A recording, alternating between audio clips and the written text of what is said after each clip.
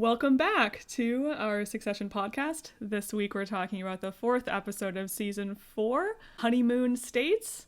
The first 3 episodes were sort of this build-up of tension, and we had a very climactic 3rd episode. So it makes sense this one is a little slower, a little more subdued, but a lot of great character stuff and a lot of really interesting threads that we can now track for the rest of the season. Yeah, this was the first episode of the season where I immediately wanted another episode. Like, I didn't feel like I needed 2 weeks to process it. And that, they need balance, so that's a good thing. I feel like they had a tough job with this episode since they really are redoing shit show. Thought they did a good job with it, and especially condensing the argument between the siblings and mixing in, more of the old guard, I thought was a good move. We get that kind of cyclical nature of who's going to take over and it's only temporary and all of that. Very similar. And, did he want to appoint Kendall or did he change his mind more recently? So it is very similar to shit show in that sense, which is, if people don't know, when we just say shit show, that is the 2nd episode ever. They better shit show know. Fuck Factory. They know what we're talking about. They know. This audience knows. Yeah, keep up. Well, and another thing I definitely wanted to hit up front, which was actually something that I mentioned when we were recording last week, but I cut it out of the final cut.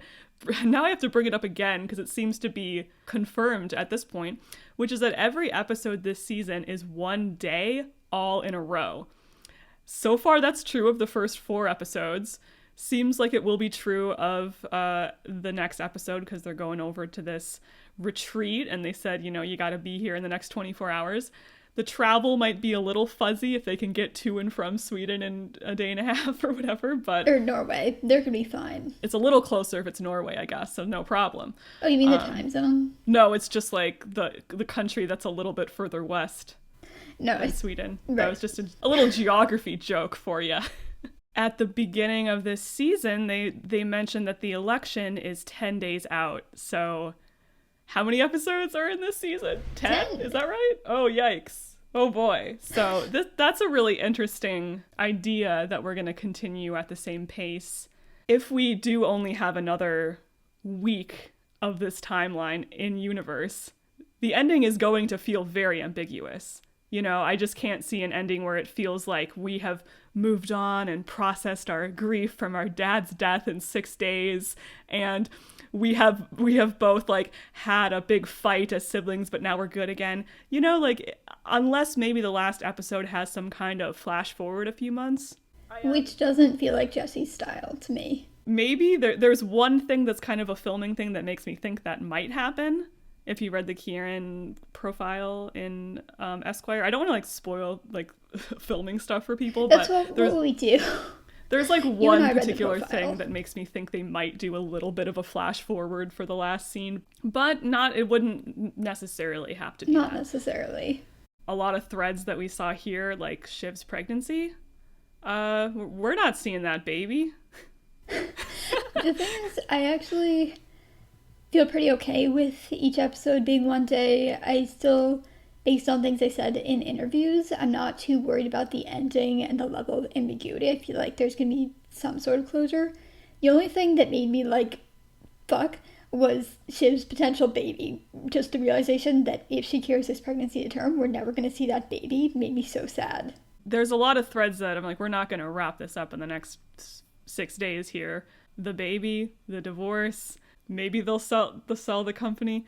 The election is going to probably play the election's got it. Yeah, a pivotal role, though, with it being potentially the finale. That's interesting. Yeah, it's an interesting pivot for this show. I also do find it funny just how tight of a timeline it is and how they keep saying, oh, that was just yesterday, and then tomorrow we're doing this.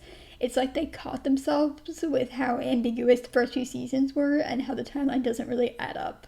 Well, before we kind of get into play-by-play of this episode, we just wanted to take a minute to say that the response we've been getting so far, it's really nice to see that people are enjoying our takes and the way that we cover the show. So this is kind of a pledge drive. My channel is monetized, so we might see a little money from ad revenue eventually, but listen, I watch YouTube with ad block too. I'm not a loser. And Our episodes also keep getting hit for ad unsuitability because I don't think that YouTube loves it when you swear a lot. But here's the thing. Succession is about abuse, saying the F word, weird sex, and fascism. Yeah.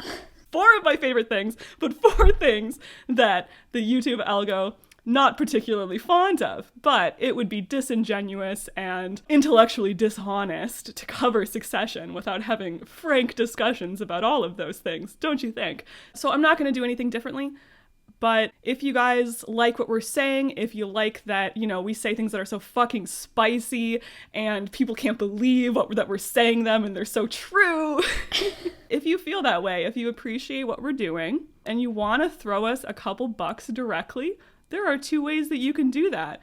You can use the thanks button below, which I believe is basically a comment that gives us money. I've never used this feature myself. You can let me know how it works. Give it a try. Just try it out. It might be fun. But if you're also maybe a little embarrassed to advertise the fact that you have an extra $5 lying around, which I get it, it's a bit gauche, you can also check my description for a link to my Ko-fi page. I don't know if it's coffee or Ko-fi. I think it's coffee. You're buying someone a coffee. That's stupid. I'm going to say Ko-fi. You can make an anonymous donation via Ko-fi. Coffee. You sound like a nerd. I sound like a nerd? Yeah. Rude. You sound like you don't use the internet. I sound like I don't use the internet? How does that make me a nerd? I think that makes me cool. No, not the internet. It makes you uncool. No one says these words out loud is the thing. That's it for the pledge drive. Thank you to all of our listeners, even the freeloaders. And if this annoyed you, the only person you have to blame is the person who commented last week that you guys could be making money from this. We read that and we were like, shit, you're right. We could be making money from this. So yeah, we got corrupted by capitalism and it's all downhill from here. But thank you. And in honor of YouTube demonetizing us for saying fuck, the unofficial title of our podcast is now Fuck Off. All right, so it's Logan's wake. We are all well-rested, moisturized, flourished. Everyone was serving looks. Honestly, they looked better than they did at Connor's wedding. Yeah, honestly, everybody did have a better fashion game for the wake than for the wedding. Roman has pre-grieved. He's great. I'm sure he will not have a breakdown in a couple more episodes. It was really sad seeing him in this episode. He was barely making any jokes, as Shiv kind of noticed. You can tell he's not okay. I wouldn't worry about it. He's gonna be fine in like 10 years. And if he's not fine, then Kendall has a grief guy, so he can hook him up. Kendall's the best grief guy. I love this bit and how fond Roman and Shiv were like, oh, you're gonna destroy this. I would say my favorite scene from the episode was when they were reading lines from the obituaries to each other and translating them into what they actually meant. Saying, you know, he threw phones at staff and he was a bit racist and he never paid income tax. Whoa, get him! Body's not even cold yet. It was such a fun little bonding scene for them. Just interesting to see the way that his death is being talked about. Right now, it seems like very positive coverage for him. So, you know, with how this episode ended, it'd be interesting to see how that changes. It's a very, unfortunately, public death. And I think they did a good job of showing that in this episode. And just, it made me so sad all the people they had to interact with, like, just going into the apartment, who clearly didn't actually know Logan. Like Stephen Root's character, who's been in one, I don't know his name because no one does, who has been in one episode and talked to Logan once, is making a speech about how he's a great man. That was a good touch. Like, who is this clown? His death is an opportunity for a lot of people. People are really scrambling to see who's going to take over. It is a wake, but it's also a board meeting. So the old guard are discussing who's going to take over and that they can't really get behind one person. That's always the thing. It's like, well, it could be me, maybe. You know, or you, or me. They gotta have a united front here. What a mess. I have been enjoying seeing more of the old guard talking alone. The real sort of thrust of this episode starts when Frank discovers a piece of paper that Logan had left in a safe with no date, but it was typed up at some point and then revised at some point later on that they think was somewhat recently, the past year and a half is what they said. So at some point, maybe over the course of the show, where he had named originally that he wanted Kendall to take over as CEO, but then later on either crossed out or underlined. I think it was crossed out. Just knowing Logan, why would he go back to underline? Yeah, that doesn't make sense. It doesn't make any sense. This was so fun and such a perfect thing, because also it means absolutely nothing, but they're just scrambling for any sort of answer. Did my dad love me? Did my dad want me to take over? Yeah, it's just a great, perfect succession thing where it doesn't have any actual bearing as they're constantly repeating. It doesn't really mean anything. It's up to the board either way. But for this entire show, everyone in that room has constantly been trying to figure out what is going on in Logan's head and never quite able to understand what's going on in his head. So this is just one last attempt to try and figure out what he was thinking, what he would have done. For Kendall, he sees what he wants to see. And either way, it's like an acknowledgement that his dad was thinking about him. He thought about him once. He thought about him at least once. It was a thought once, but this is the closest they get to, like, Logan's private thoughts. And even there's no ambiguity. He really was just going back and forth all the time. And ultimately wanted no one to take over. He wanted to live forever if he could. So on the official podcast this week, Lucy Preble was cooking. She went off. I absolutely loved everything she said this week, but particularly about Logan. Her take is that Logan, he's not like purposefully stringing his children along. He's not really like necessarily being like, oh, I'm going to offer it to them even though I don't want them to take over, just to like keep them around. That's not the thought process. In the moment when he offers it to them, it is what he wants. Then he just changes his mind. Things come and go, and when he changes his mind, he kind of pretends like, that's what I want. That's what I've always been thinking.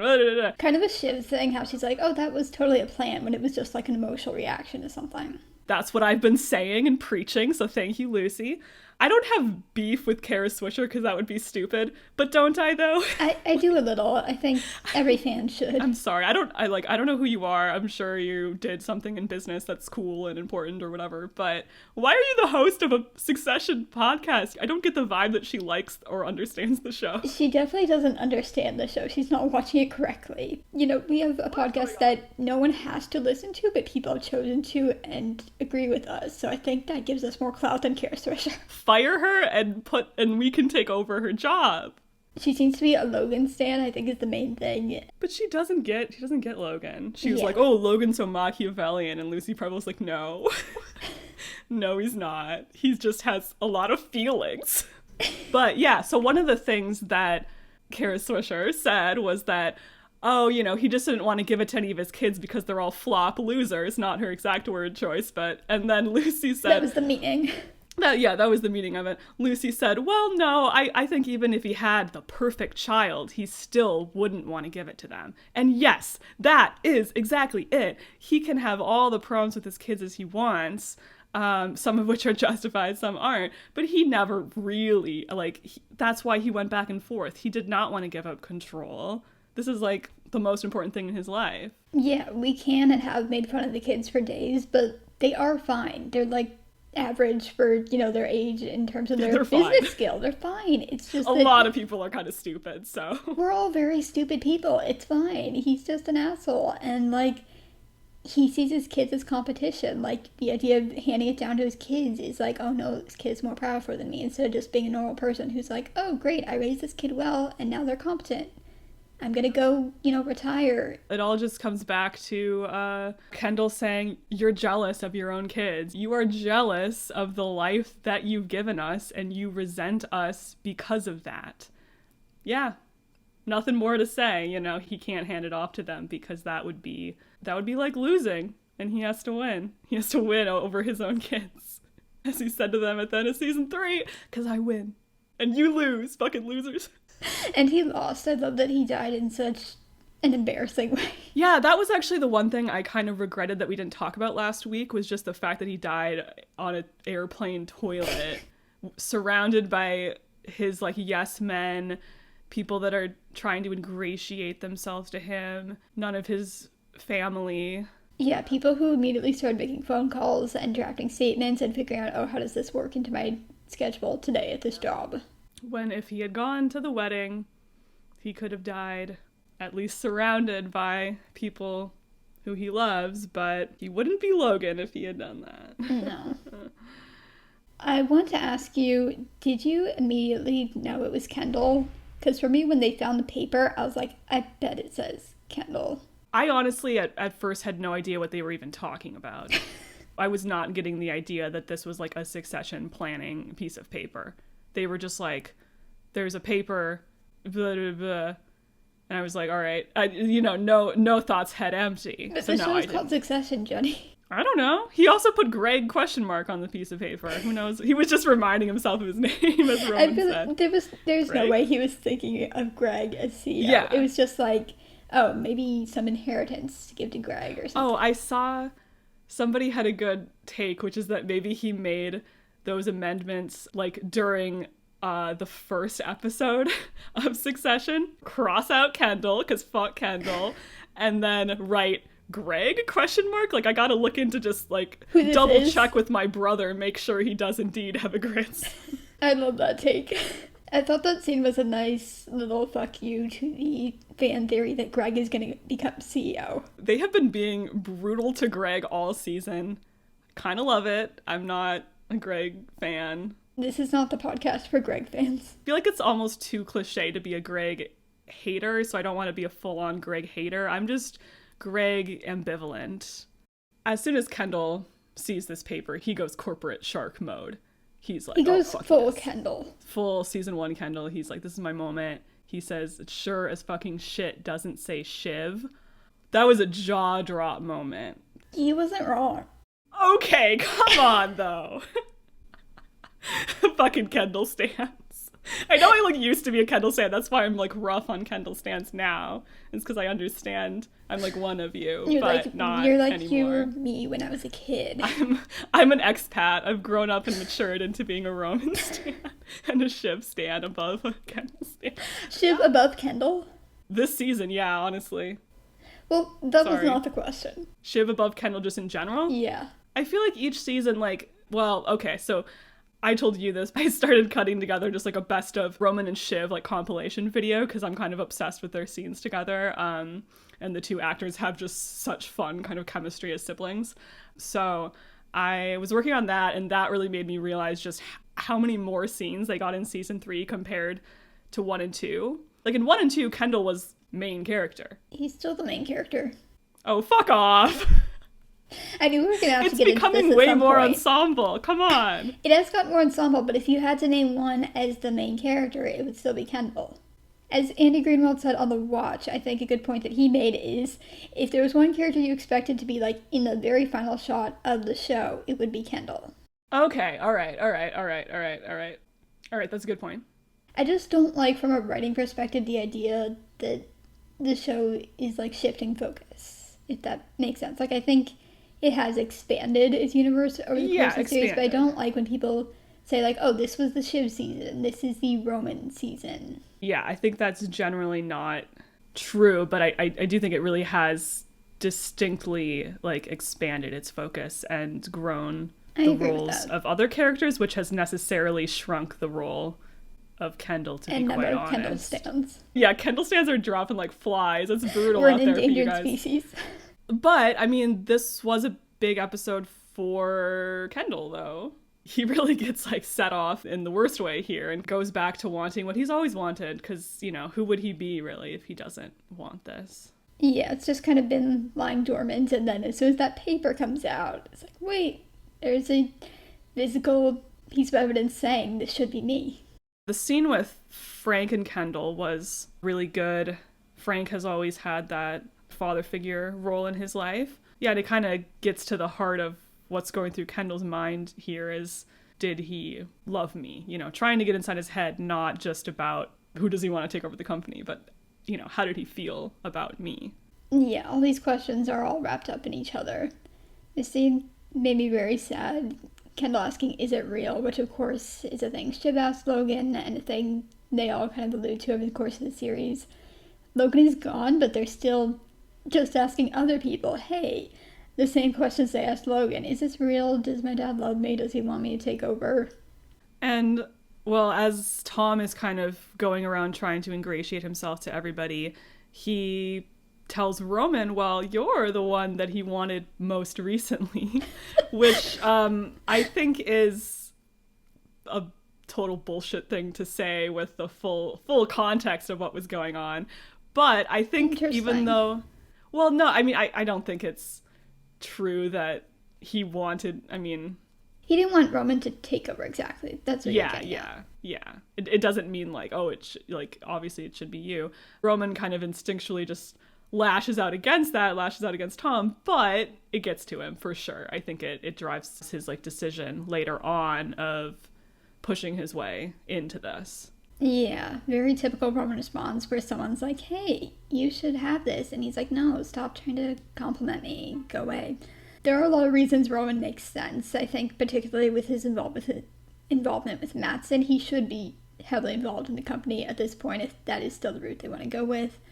I thought it was very interesting, his reluctance to say this. Of course, I understand he sees how much it affects Kendall to say, hey, actually, I talked to Dad most recently, and he was really into me.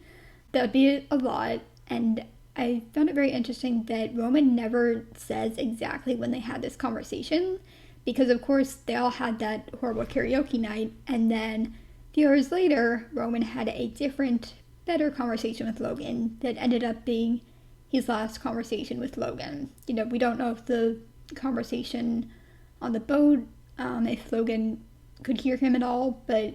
Well, and then the phone call on the way to the wedding, he also talked to him that morning. He also had that. But he doesn't give away that there was communication in that very short time frame before Logan died, which I thought was very kind of him to do. I mean, kind, but also, you know, the reason why he was talking with Logan was because he was planning to go back on what they had planned to do as the three of them, and now this episode he's saying like, this feels good, the three of us, I believe in us, etc. I'm not gonna fuck you, Shiv, even though you kind of tried to do that like 2 days ago, but that's fine.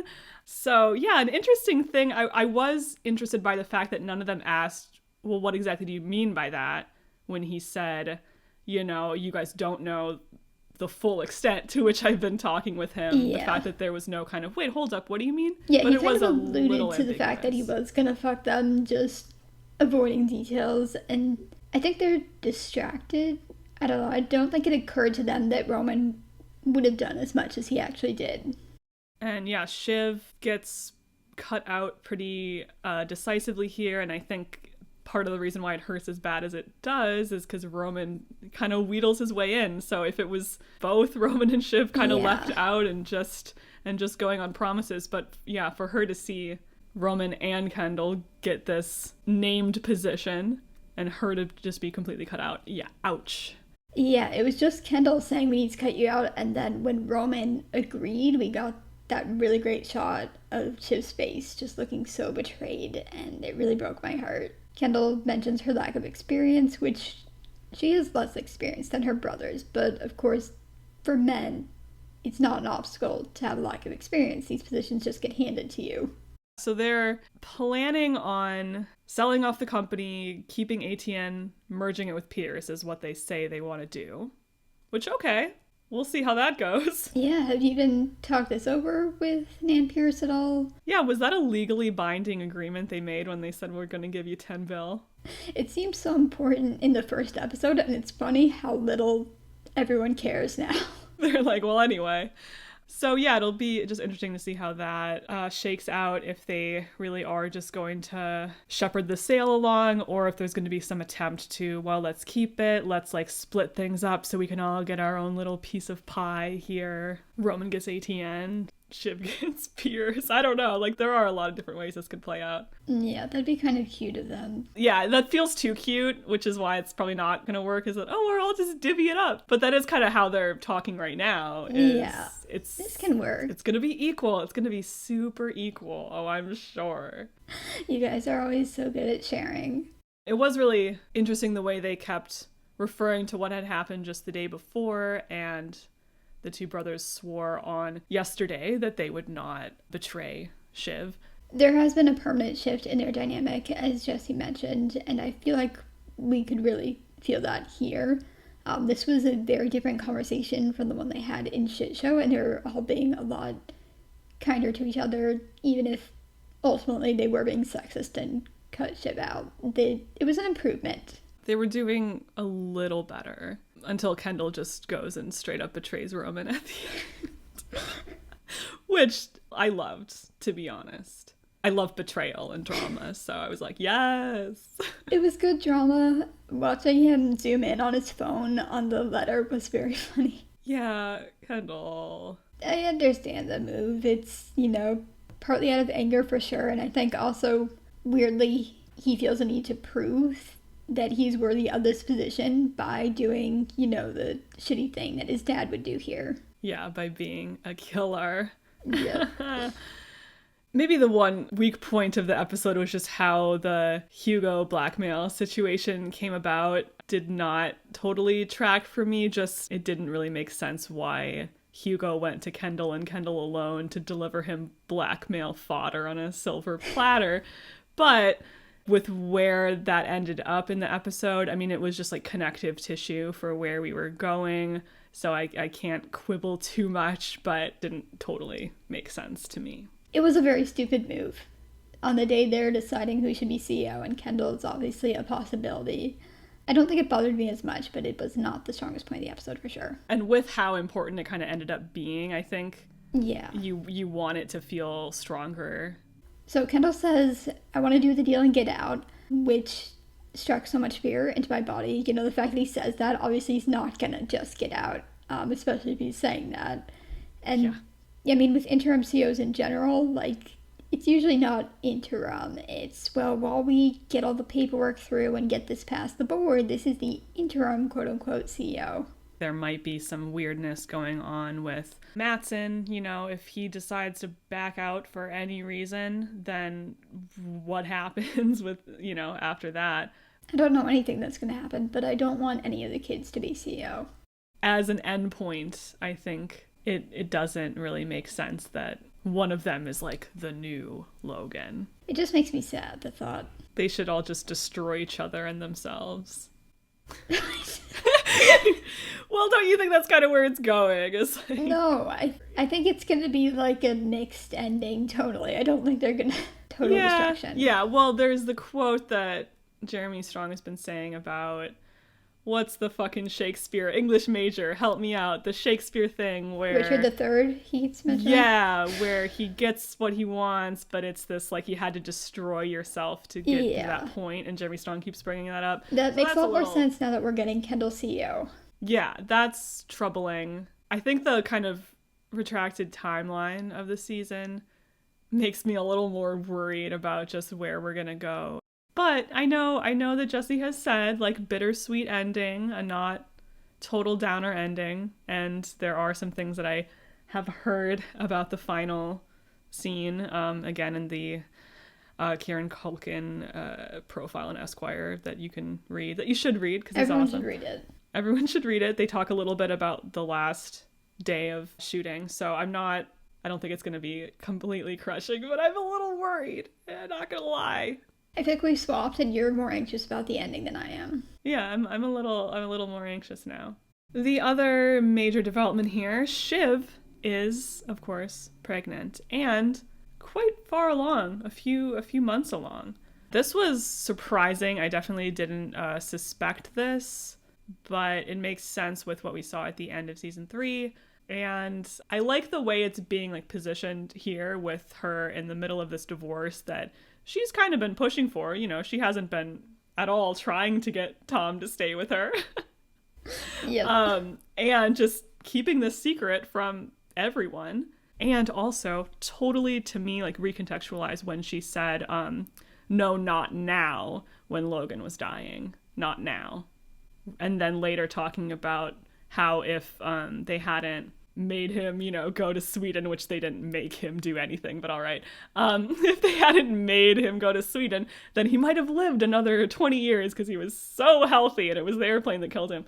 But, I didn't catch those that are the from the thoughts previous episode. That's... Yeah, I thought about that pretty pretty quickly that she wanted her dad to be around to see her child, meet her child. So how do you feel about this? I like this development. I think it's an interesting plotline for her, just all her mommy issues. And I think on some level she does seem to want this. Obviously has a lot of insecurities about parenthood. And I mean, it kind of goes hand in hand. She kind of wants this to prove she can do it. I love the continuation of Tom and Shiv's failed marriage. They're getting divorced maybe after less than a year. It's still very unclear. And while they're separated, Shiv is pregnant and hasn't told anyone. I don't think anyone predicted this, even though they did set this up very well last season, as you explained. I don't think anyone was really watching for this. But, when she got the call immediately, oh, it's a woman on TV, she must be pregnant. With the timeline of the rest of the season, we might not know exactly how that all plays out, whether they decide to stay together.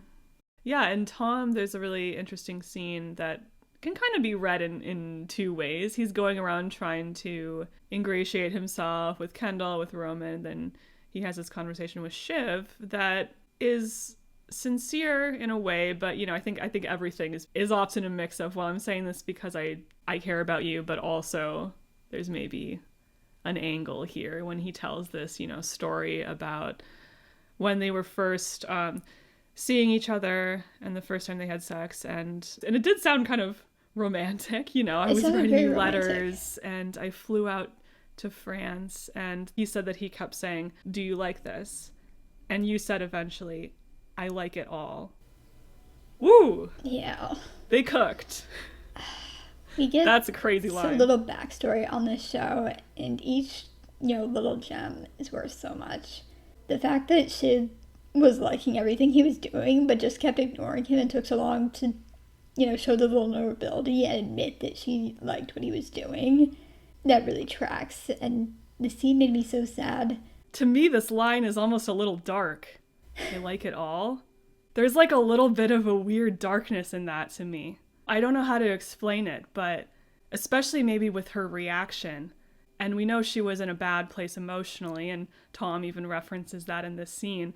Trying to distract yourself almost. I like it all. Oof. Like kind of a dismissive thing, like, yeah, I like it all, stop asking. I don't know. I can't quite put it into words. Yeah, I guess the sort of comparison of their scene in Chianti Shire last season when she first says, like, say anything to me, right? I like it all, say anything to me. And he says, no, say anything to me. It's just this, like, I'll take anything. That's a little crazy to me. There's a very dark undertone to their relationship. Yeah. Regardless of how she feels about this memory, bringing this up now was a very manipulative, shitty move.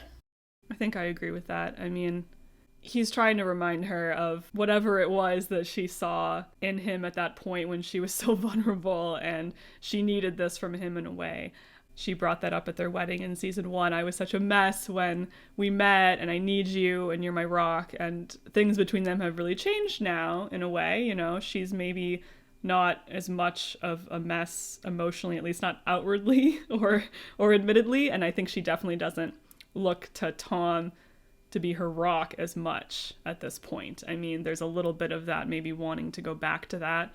But he's like, if I can just make her a little dependent on me, especially now that her dad has died, Exactly. I'll be your rock again. It's really hard when those relationship dynamics get established very early on, and if it's like a very dependent thing and then that dependence is no longer there, it's hard to salvage, I think. Growing out of codependency into like a normal relationship. It's hard, it usually doesn't work. Very difficult. I would say maybe impossible. I wouldn't say impossible. Okay. I would say You would say impossible. I wouldn't say impossible. I would say it's never gonna feel, I mean, like, obviously, like, it's never gonna feel the same. Nor should it, but this does speak to this. We have grown out of this particular stage that we were at when we got together, and we kind of want it back, but we can't go back. Yeah, it's an interesting mutual resentment because you're both still very bound to each other and don't want the relationship to end, but it's not fun anymore. The queen, Marcia, is back. Yeah. In top form, in her widow outfit. She looks great. Telling lies. We love that for her. We spoke intimately. every night, I'm sure.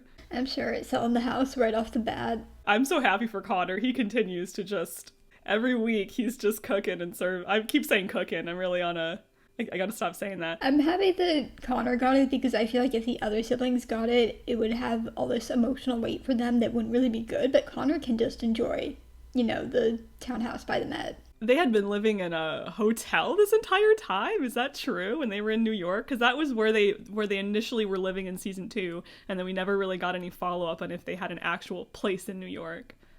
Well, and then Kerry shows up, and, so one thing, she's not pregnant, for sure, because Shiv is. Yeah. So I think we can write that off. I think we can maybe write Kerry off entirely as a character. This may have been the last we see of her. A sad ending for her, for sure.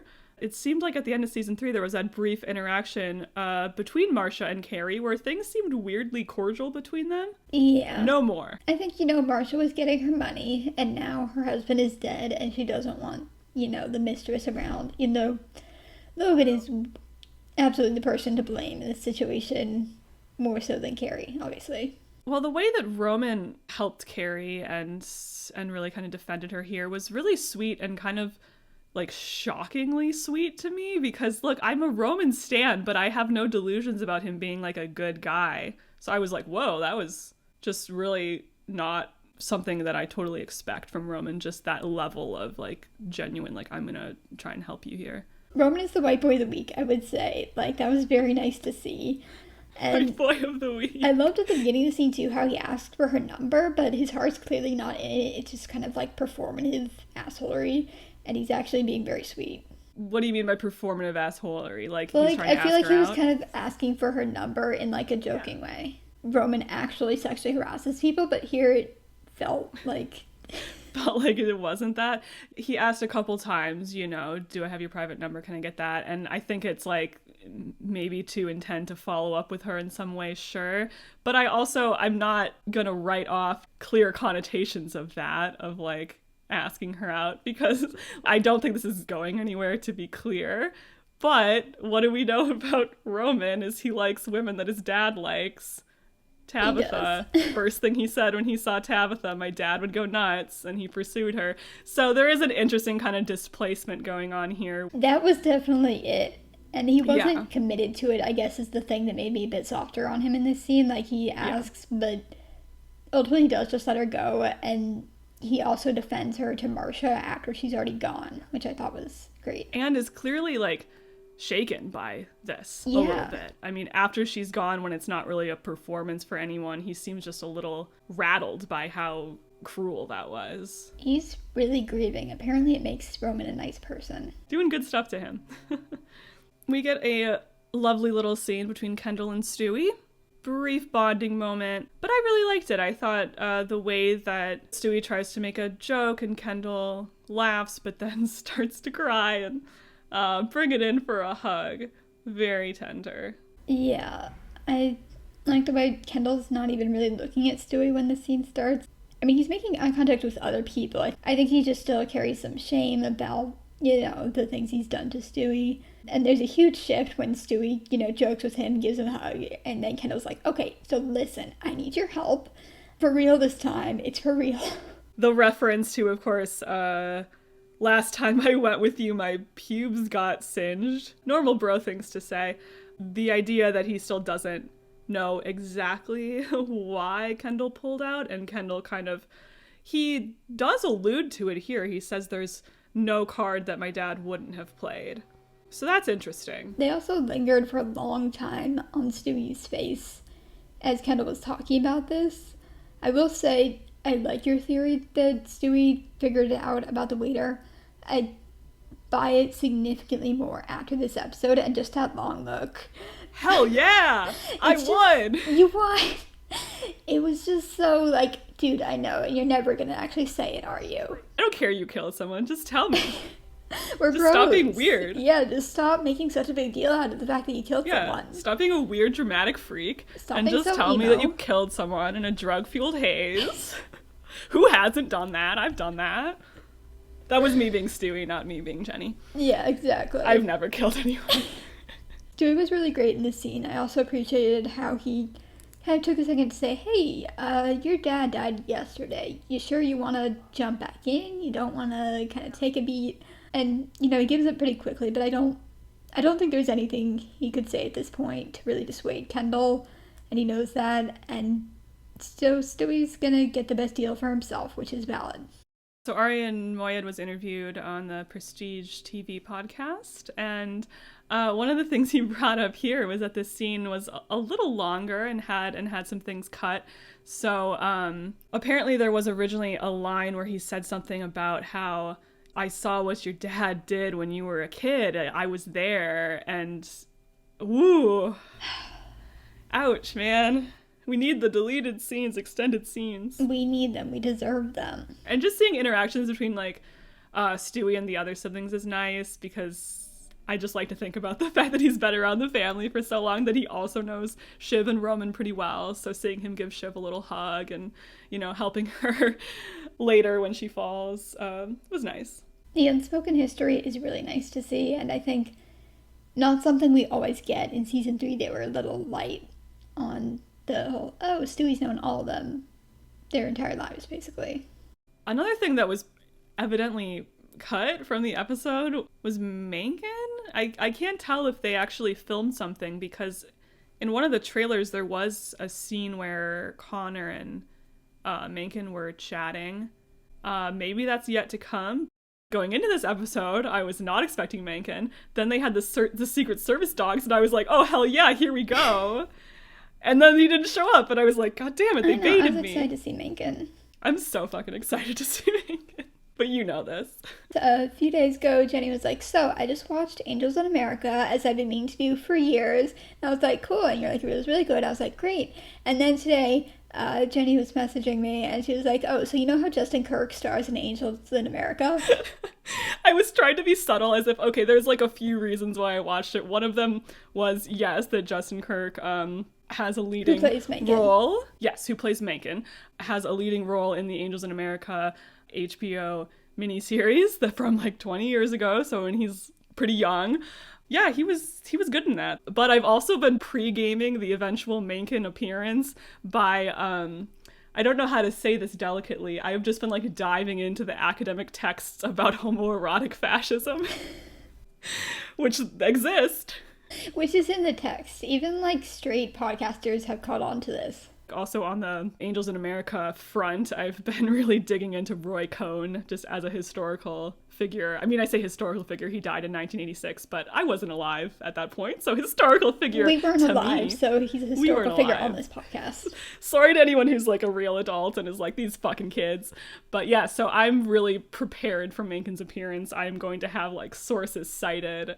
We're going to be cooking on this podcast. Not expecting that next week, but maybe we'll get into some election stuff, episode 6 and on. Yeah. He's probably busy since he's like running for president or whatever, but... Yeah, I mean, he's not Connor. He can find the time to like subtextually or literally fuck Roman in the bathroom, I think.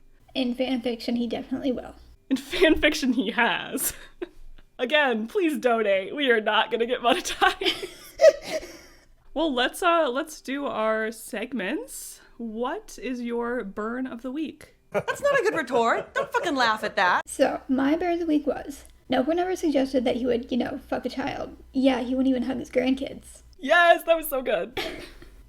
This is such a horrible joke, but it's the kind of joke that you kind of have to make in this moment of grief where you're just grasping for any element of humor in the situation. That was a huge laugh to me. And just Roman saying that like being well connected is a euphemism for pedophile.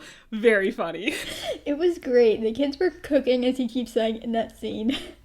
And both Roman and Shiv laughed at what Kendall said. Like, that is a huge deal. Kendall's not funny and no one ever laughs at his jokes. Kendall actually made a funny joke. His dad had to die so Kendall could make a joke. Good for him. It made him funny. My burn of the week was the exchange between Marcia and Willa when Marcia says, "Look how far you've come." And Willa claps back, "Well, look at us both."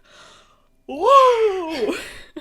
I really love this scene between them in Austerlitz in season 1 when Marcia's like, "I knew a woman who was your way. She died, But it didn't have anything to do with the fact she was a prostitute. It was because of a restaurant that went poof. I loved this follow-up to their dynamic, and Willa, is so often the butt of the joke in this family, so it's great to see her get one in. One of the things I was really struck by in this episode is just how, fleshed out and fully realized all these little dynamics feel, so that we can have, a moment between Marcia and Willa, who are characters who are both fairly minor characters and who haven't interacted with each other very much, but we can get a moment like that where there's, real payoff just because the writers and the actors are really kind of paying attention to, everything. And, yeah, I'm gonna miss this show, man. I'm gonna miss it. Let's do Candy Baby. Ugh. Hot. Ugh. Take a wild fucking guess who my Candy Baby was. I wonder if any of our listeners could guess. I'm kind of drawing a blank. Yeah, who could possibly? Well, it is Stewy. Of course. Stewy of all people. I'm glad I waited because this was the Stewy appearance. I mean, he might be back later, but great appearance, great showing from him. So Stewy showed up to the wake of an old guy who hated him wearing this sleek plum-colored blazer. In an interview this week, Aryan Moy had said that Stewy didn't wear black because he knew that everyone else would be wearing black. King shit. Love that for him. It's a wake. But I can't wear black. Come on, that's a little played out, don't you think? He's so funny. He was eating snacks and yucking it up with Mark Ravenhead, but he was, chivalrous enough to help Shiv when she tripped, so what a gentleman. Well, I loved his outfit. He's really been favoring the turtlenecks in seasons 3 and 4, and I just gotta say, I miss his neck.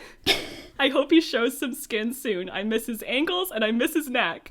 Aryan, if you're listening, just make note of those things. I know it's too late to change, but maybe you can go back and just, flash us some angle. Just one last time before we go. Love you, King. Come on the pod. We'll pay you. If our listeners pay us, we can then pay Aryan to be on the pod. Don't tell them that. Don't tell them we're funding an Aryan appearance. We can't get Aryan. We can get Aryan. Have you seen some of his YouTube videos that have 30 views with interviews? We can get Aryan. Don't worry. Okay, maybe we can get Aryan. I just need an agent. We can get Aryan. Don't worry. Okay, who was your Candy Baby? My Candy Baby for this episode was Kendall. The record shows that this is the first time I picked Kendall's Candy Baby all season. I love when he wears t-shirts. I wish he would do it more often.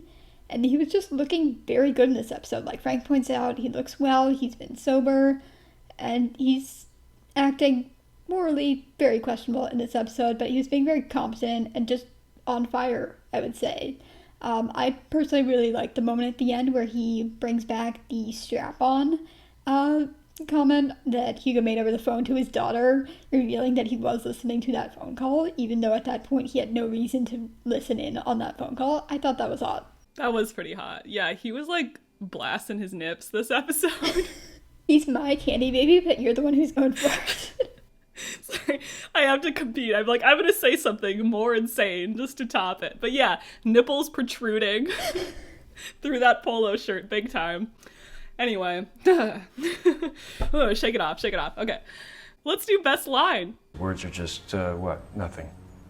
Complicated airflow. My best line for this episode was from Shiv. It feels like I'm the only one who lost something they actually fucking wanted here, and it's not coming back. Mm-hmm.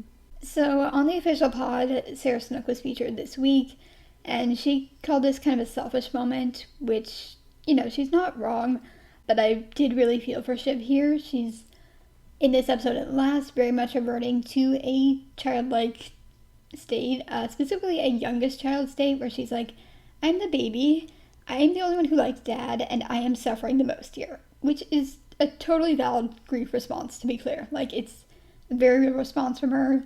And I also do see her argument to an extent, of all the siblings that we've seen in the timeline of the show, Shiv actually enjoys her time with Logan the most, I would say, in what we've seen. We see them mutually enjoy their time together and be very affectionate with each other. And I think, to an extent, Shiv had not started to mourn the idea of having a good relationship with her dad in a way that Kendall, for example, might have already started to mourn that and move on. Yeah, even though Roman claimed that he had pre-grieved, I would say Kendall's the one that probably did the most pre-grieving here. Absolutely. Yeah, that was a great line from Shiv. And, what she's not telling them is that she is having a baby and that she would have loved for her dad to be able to meet his grandchild. Yeah, that's the kind of thing you want a parent there for. Clearly she's not going to have Caroline. My line of the episode, a little bit more of an exchange and a very comedic one. So from the scene when they were reading the obituaries, sharp reader of the national mood. So he's a bit racist. He was very much a man of his era. And then Kendall responds, again, racist, and also relaxed about sexual assault. This is such a great scene. I loved it. And it was very good social political commentary as well. Just that whole scene was very on point. They're always very great at that. Yeah, they got their fingers on the pulse. All right, let's do number one boy. You're my boy. You're my number one boy. My number one boy was Shiv. That's what I thought you were going to say. That's what you thought I was going to say? Yeah. I also predicted your burn of the week and your, well, candy baby, but I don't get any points for that. Okay, sorry. I didn't realize you were predicting me. It makes me feel good. Thank you. Makes me feel bad. Stop. Kidding. I'm joking. Anyway, Shiv. She just had most of my sympathies in this episode. It was really hard to watch her get carved out. She didn't really have any other good options, so she didn't fight too much to get herself involved, but it was still just a painful blow. And of course, the reveal that she's pretty far along in a pregnancy and has told apparently no one in her life. She's just very alone right now. And I was also just really fond of her during the phone call with Oscar, where she said a couple slightly tactless things and kind of like cringed at herself. That was really cute. When she was like, we're a really fluid group, and Roman was really like, what are you Both her and talking Kendall about? were fumbling the hell out of that call. They're so bad at pretending to be cool and chill. It's hilarious. This was a good Shiv episode. I also liked that this episode was directed by a woman, Lorene Scafaria, as well as co-written by Lucy Preble along with Jesse. Go women. Who was your number one boy? So, my number one boy for this episode was Frank. Frank! Whoa, wild card. He was the only character who didn't really have an agenda in this episode, and I think in terms of the old guard, they're in kind of an ambiguous position here because they watch these kids grow up and at times are seen as surrogate parents for them, but they're also in competition with the kids. As we saw before, Roman was able to fire Frank just by telling Logan, hey, I want that guy fired. And Logan just did it, even though Frank has stood by his side for so many years. These kids will always carry more power than they do just because of their name, and that continues even after Logan's death. So things can get a bit muddled when the kids overestimate how much these, people are putting their interests first, as we saw with Roman and Jerry, which was valid of Jerry to put herself first. No one else is going to do that. But it was nice to see how much Frank at least does genuinely care about the kids, or at least one kid. My kid, Kendall. He and Kendall have a certain rapport. And I've always liked that Roman hates Frank. Yeah. I see that very much as like a jealousy response to whatever Kendall and Frank have going on. He's like, well, fuck you. I hate your nice dad, surrogate dad. I don't have a surrogate. They need to get Roman a surrogate dad who's not a fascist presidential candidate who wants to fuck him. I don't think Roman would accept a surrogate dad who's not a fascist. Like, Roman doesn't like direct affection, I think, is part of it. So that kind of affection. Oh man, that's so fucking relatable. Yeah. It's so real, so real. Frank just saying your dad loved you, Roman would be like, what were you into my dad fucking? True. What's going on here? We can't fix him. It's too late for Roman. It's too late. But we can watch him crash and burn and it'll be fun. Great choice. I do love Frank. He's a nice guy. Yeah, he's a nice guy who's just... I did appreciate that, he had this long-standing friendship with Logan and tried to honor his wishes in a way. Quote-unquote wishes. Who knows what the fuck that man wanted? Who knows what he really wanted? Yeah, I've always liked just seeing the way that Frank would get, like, fired and lured back in, right? Yep. There's that exchange, I think it's in early season 2, when Jerry asks why he came back, and he kind of says, like, I don't know, I needed money, blah, blah, blah, and then he just says, I don't know. That hits. Yeah. That hits. People have choices, but it's very hard to leave a job you've been in for a long time. Oh, yes it is. Great talking to you this week, Savannah. I'm really looking forward to the trip to Norway, Sweden. I keep saying Norway, Sweden because I'm not exact. I know it was filmed in Norway, but it seems a little ambiguous. I feel like it's supposed to be set in Norway because it looks very mountainous. Well, I thought it was Sweden, but then I thought it was Norway, and now I'm scared to say anything. Who cares? Like, Scandinavian people have no rights here on this podcast. I'm kidding. I'm actually part Norwegian, so I can say it. I prefer to only put forward my Irish-Italian heritage, because that's I understand why. It's more base to be Irish-Italian. It's not base to be Norwegian. I buried my French ancestry, because it's also more base. As you should! My dad got a 23andMe, and we had a brief French scare before they corrected the results and said, now you're Italian. Worst week of my life. That's literally an Always Sunny episode. It literally is an Always Sunny episode. I really, really related to that episode when he found out he might not be Irish. Wow. That was a rough one. Rough one for Mac. Anyway, thank you guys for listening. We will see you next week. Why is there a question mark? Maybe we'll all die. I don't know. You never know. You can't. You never know. I hope to see you guys next week, unless we all die, as Jenny just explained. I'm in a weird mood. You really are. It's because my work happy hour got canceled, so I'm not drunk. I'm just like this. This would have gone better if I had been drunk. Let me drink a few beers and we'll just run it again. Imagine the upkeep cost, the staffing cost. Oh boy. Being rich must be difficult. Well, all the expenses. Imagine paying people to keep up with your expensive home. That seems really hard. It's crazy, you're spending all this money all the time. No wonder they avoid their taxes.